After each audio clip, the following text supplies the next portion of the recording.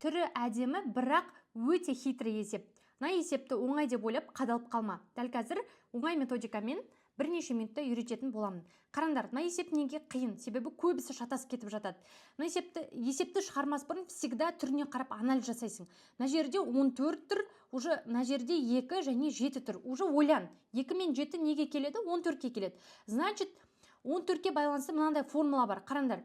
14-ті мен 2 мен 7-ге келтіру үшін бүйтіп жазсам болады ма? 2-нің 17 дәрежесі көбейтілген 7-нің 17 дәрежесі деп. Неге? Себебі мынандай формула бар. Негіздері әртүрлі болса, дәрежелері бірдей болса, бұл екеуін көбейтуге болады. Осындай формула бар. Сонда бөлшектің бөлімін өзі жазыла береді. 2-нің 15-і көбейтілген 7-нің 16-сы деп. Болды. Сонда бір ғана формула білсең, осылай оп-оңай шығып кетеді екен. А формула білмесең, мына есепті шығара алмайсың.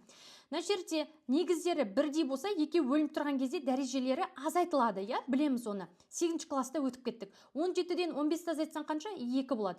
Көбейтілген, келесі мына екеуі дәрежелері, негіздері бірдей, дәрежелері бөлінгенде азайтылады. 17-тен 16-ны азайтсаң, 7-нің 1 дәрежесі қалды. Болды, сонда оп-оңай шығып кетті. 2-нің квадраты 4, 7 4-ім 28-ге тең екен.